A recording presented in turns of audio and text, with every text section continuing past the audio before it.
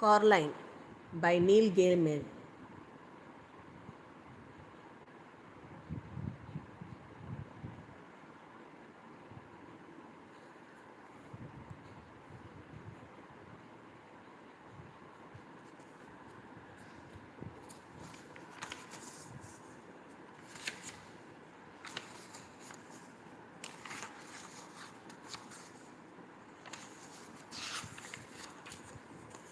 Chapter 1. Caroline discovered the door a little while after they moved into the house.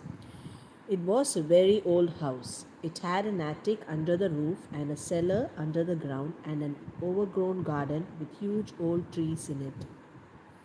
Caroline's family didn't own all of the house. It was too big for that. Instead, they owned part of it. There were other people who lived in the old house. Miss Pink and Miss Forcible lived in the flat below Caroline's on the ground floor. They were both old and brown, and they lived in their flat with a number of aging Highland Terriers who had names like Hamish and Andrew and Jock. Once upon a time, Miss Pink and Miss Forcible had been actresses, as Miss Pink told Caroline the first time she met her.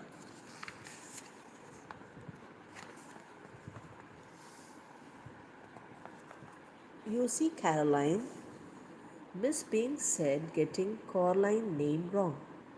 Both myself and Miss Forcible were famous actresses in our time. We trod the we trod the boards, lovey. Oh, don't let Hamish eat the fruitcake, or he will be up all night with his tummy. It's Coraline, not Caroline. Coraline, said Coraline. In the flat above Caroline's, under the roof, was a crazy old man with a big moustache. He told Caroline that he was training a mouse circus. He wouldn't let anyone see it. One day, little Caroline, when they are all ready, everyone in the whole world will see the wonders of my mouse circus. You ask me why you cannot see it now. Is that what you asked me? No, said Caroline quietly. I asked you not to call me Caroline. It's Caroline. The reason you cannot see the mouse circus, said the man upstairs, is that the mice are not yet ready and rehearsed. Also, they refuse to play the songs I have written for them. All the songs I have written for the mice to play go oompa oompa, but the white mice will only play toodle oodle like that. I'm thinking of trying them on different types of cheese. Caroline didn't think that really was a mouse circus. She thought the old man was probably making it up. The day after they moved in, Caroline went exploring. She explored the garden. It was a big garden. At the very back was an old tennis court. But no one in the house played tennis, and the fence around the court had holes in it, and net had mostly rotted away. There was an old rose garden filled with stunted, fly-blown rose bushes. There was a rockery that was all rocks. There was a fairy ring made of squiddy brown toadstools, which smelled dreadful if you accidentally trod on them. There was also a well. On the first day Caroline's family moved in, Miss Pink and Miss Forcible made a point of telling Caroline how dangerous the well was, and they warned her to be sure. She kept away from it, so Caroline set off to explore for it so that she knew where it was to keep away from it properly. She found it on the third day in an overgrown meadow beside the tennis court, behind a clump of trees, a low brick circle almost hidden in the high grass. The well had been covered over by wooden boards to stop anyone falling in. There was a small knot hole in one of the boards, and Caroline spent an afternoon dropping pebbles and acorns through the hole and waiting and counting until she heard the plop as they hit the water far below. Caroline had also explored for animals. She found a hedgehog and a snake skin, but no snake. and a rock that looked just like a frog, and, and a toad that looked just like a rock. There was also a haughty black cat who would sit on walls and tree stumps and watch her, but would slip away if ever she went over to try to play with it. That was how she spent her first 2 weeks at the house, exploring the garden and the grounds. Her mother made her come back inside for dinner and for lunch, and Caroline had to make sure she dressed up warmly before she went out, for it was very cold summer that year. But go out she did, exploring every day until the day it rained, when Caroline had to stay inside. What should I do? Asked Caroline. Read a book, said her mother. Watch a video, play with your toys, go and pester Miss Pink or Miss Forcible or the crazy old man upstairs. No, said Caroline. I don't want to do those things. I want to explore. I don't really mind what you do, said Caroline's mother, as long as you don't make a mess. Caroline went over to the windows and watched the rain come down. It wasn't the kind of rain you couldn't go out in. It was the kind that threw itself down from the sky and splashed where it landed. It was rain that meant business, and currently its business was turning the garden into a muddy, wet soup. Caroline had watched all the videos. She was bored with the toys and she did read all her books. She turned on the television. She went from channels to channels to channel, but there was nothing on but men in suits talking about the stock markets and sports program. Eventually, she found something to watch. It was the last half of a natural history program about something called protective collaboration. She watched animals, birds, and insects which disguised themselves as leaves or twigs or other animals to escape from things that could hurt them. She enjoyed it, but it ended too soon and was followed by a program about a cake factory. It was time to talk to her father. Caroline's father was home. Both of her father parents worked doing things on computer, which meant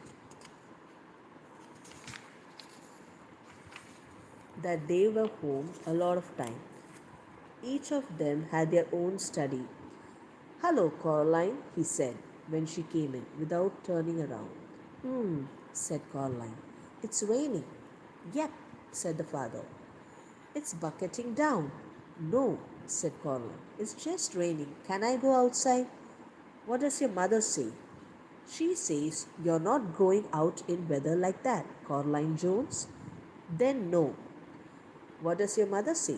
She says you're not going out in weather like that, Caroline Jones.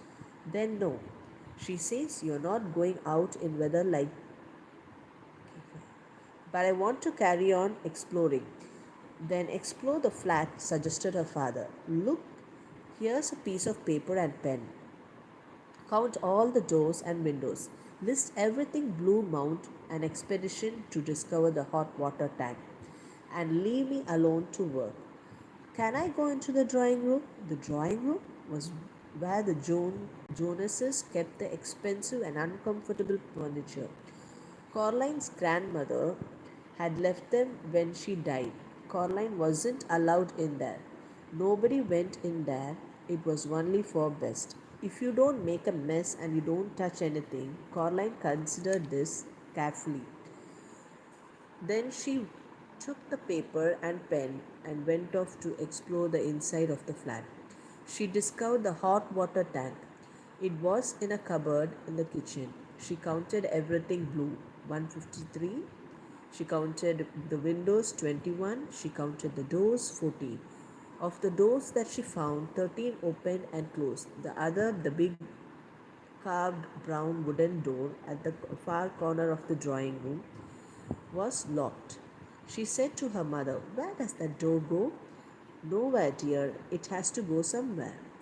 Her mother shook her head. Look, she told Caroline. She reached up and took a string of keys from the top of the kitchen door frame. She sorted through them and carefully and selected the oldest, biggest, blackest, rustiest key. They went into the drawing room. She unlocked the door with the key. The door swung open. Her mother was right. The door didn't go anywhere. It opened onto a brick wall. When this place was just one house, said Caroline's mother, that door went somewhere. When they turned the house into flats, they simply bricked it up. The other side is the empty flat on the other side of the house. The one that's still for sale. She shut the door and put the string of keys back on top of the kitchen door frame. You didn't lock it, said Caroline. Her mother shrugged. Why should I lock it? She asked. It doesn't go anywhere. Caroline didn't say anything. It was nearly dark now, and the rain was still coming down, pattering against the windows and blurring the lights of the cars in the street outside. Caroline's father stopped working and made them all dinner. Caroline was disgusted. Daddy, she said, you have made a recipe again? It's leek and potato stew with the tarragon garnish and melted Gruyere cheese, he admitted. Caroline sighed. Then she went to the freezer and got out some microwave chips and a microwave mini pizza. You know, I don't like recipes, she told her father, while her dinner went round and round and the little red numbers on the microwave oven counted down on zero. If you tried it, maybe you did like it, said Caroline's father, but she shook her head. That night, Caroline lay awake in her bed. The rain had stopped and she was almost asleep when something went. She sat up in bed. Something went. Caroline got out of bed and looked down the hall, but saw nothing strange. She walked down the hallway. From her parents' bedroom came a low snoring. That was her father, and an occasional sleep mutter. That was her mother. Caroline wondered if she did dreamed it, whatever it was. Something moved. It was like more than a shadow, and it scuttled down the darkened hall fast, like a little patch of night. She hoped it wasn't a spider. Spider made Caroline intensely uncomfortable. The black shape went into the drawing room and Caroline followed it in, a little nervously. The room was dark, the only light came from the hall, and Caroline was standing in the doorway, cast a huge and distorted shadow onto the drawing room carpet. She looked like a thin, giant woman. Caroline was just wondering whether or not she ought to turn on the light when she saw the black shaved edge slowly out from beneath the sofa. It paused and then dashed silently across the carpet towards the farthest corner of the room. There was no furniture in that corner of the room. Caroline turned the light. There was nothing in the corner, nothing but the old door that opened up to the brick wall. She was sure that her mother had shut the door, but now it was ever so lightly open, just a crack. Caroline went over to it and looked in. There was nothing there, just a wall built of red bricks. Caroline closed the old wooden door, turned out the light, and went back to bed. She dreamed of black shapes that slid from place to place, avoiding the lights until they were all gathered together under the moon. Little black shapes with little red eyes and sharp yellow teeth. They started to sing. We are small, but we are many. We are many, we are small. We were here before you rose. We will be here when you fall. Their voices were high and wispy and slightly whiny. They made Caroline feel uncomfortable.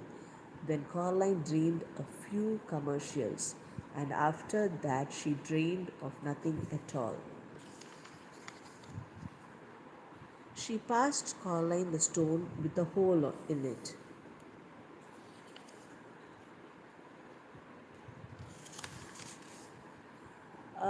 So Chapter 2 will be done tomorrow, same time. I hope you enjoyed the story. See you tomorrow. Hi, Mr. Kumar Singh. Thanks for coming. Bye, everybody.